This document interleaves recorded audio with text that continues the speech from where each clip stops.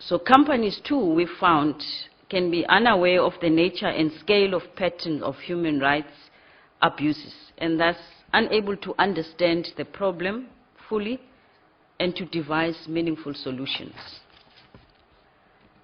Thirdly, the responsible investment in conflict-affected countries expert group of approximately 80 members from different stakeholder group companies, institutions, civil society, and from all the regions had a first joint effort between, this is a first joint effort between the Global Compact and the Principles for Responsible Investment Initiative.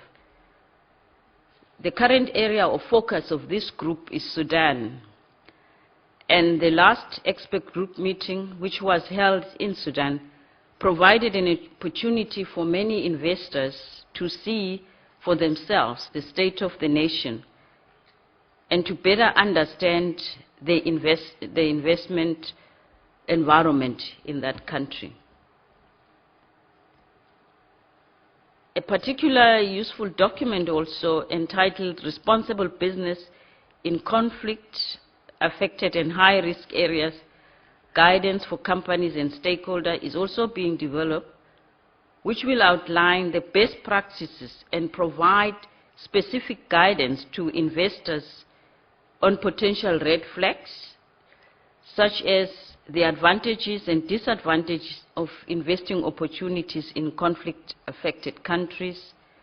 More importantly, the document aims to provide a common understanding of responsible business among companies and their shareholders by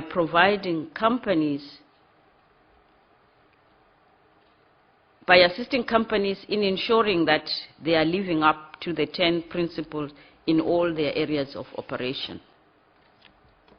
The guidance is being translated in all the official UN languages, and by the time we hold the UN summit in June, it will be available in Chinese. That's how serious this should be distributed. In addition, a series of instruments have been created to assist firms in troubled areas. This would include the good practice guide on how can business contribute to peace and development, which is a collection of case studies of innovative business practices in challenging and operating environment. Some of the other interesting initiatives are the collaboration with the UN Alliance of Civilization, which is also will examine the role of the private sector in promoting cross-cultural understanding and tolerance. In support of this work, a joint publication has been launched to help companies address these issues in ways that benefit business and society. One of the most topical issues, and probably one of the most difficult to address in conflict areas, is the one of corruption.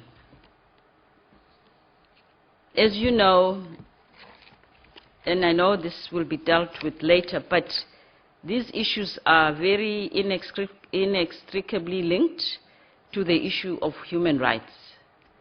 So the Global Compact offers some specific tools which have been developed in order to help business leaders in dealing more effectively with corruption, such as the reporting guidelines on corruption, e-learning tools, supply chain guide, resist, which gives examples of how do you deal with an issue as it confronts you.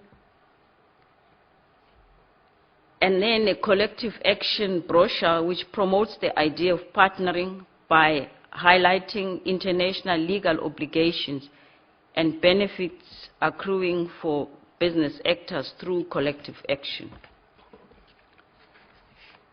We also have a labor human rights group which is currently developing a guide on labor principles, which will translate the Global Compact principles on labor into concrete business practices.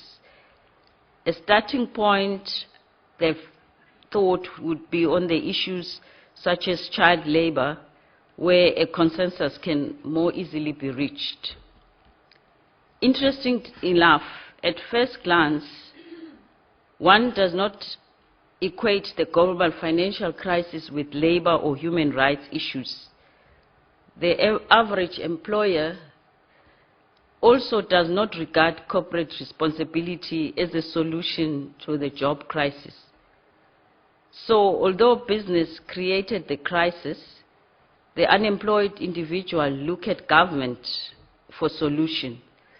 This has been one of the very interesting tests for the signatories of the Global Compact. In conclusion, the center stage now being occupied by human rights debates following from the Ruggie report is particularly inspired by this prospect of developing clearer legal benchmarks for the nature and boundaries of corporate responsibility, as well as building accountability mechanism. It is hoped that the vague and general untested terms such as corporate complicity and sphere of influence will become more clearly understood as international laws develop. With it, it's clear that regulatory measures need constant updating, and there's arguably much greater need for oversight. We believe that the space for voluntary initiative must be protected and advanced to allow for innovation, like the UN Global Compact, which is not a regulatory instrument, but rather a voluntary initiative that relies on public accountability, transparency, and disclosures to complement regulation. And the UN Global Compact has always sought to provide this space. Within South Africa, our local network is one of the platforms that South African business leaders can use to champion sustainability. We're very happy to that this morning we've just signed up Iqbal here, so that they can showcase their own initiatives and act as a learning laboratory for those who are at the initial stages of incorporating these issues into their strategy. Business needs to act proactively and collectively in pursuing sustainability. As the private sector, we embrace the UN Global Compact as a model of responsible lobbying. We see it as a form of global advocacy and as an expansion of enlightened interest. It is, we believe, the highest expression of responsible global citizenship. I thank you.